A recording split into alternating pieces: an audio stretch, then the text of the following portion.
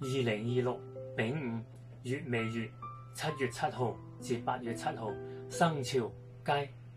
本月事務條理分明，前輩貴人提供工作指引，優先完成既定任務，然後全新拓展計劃。收支平衡，可以整理舊賬，理清資產，減少一時衝動購物。感情相處安穩，二分多顧及家人需要。單身本月緣分平淡，專注自我成長更合適。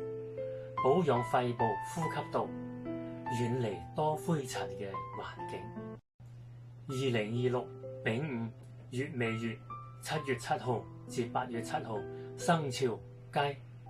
本月事務條理分明，前輩貴人提供工作指引，優先完成既定任務，然後全新拓展計劃。收支平衡，可以整理舊賬，理清資產，減少一時衝動購物。感情相處安穩，二分多顧及家人需要。單身本月緣分平淡，專注自我成長更合適。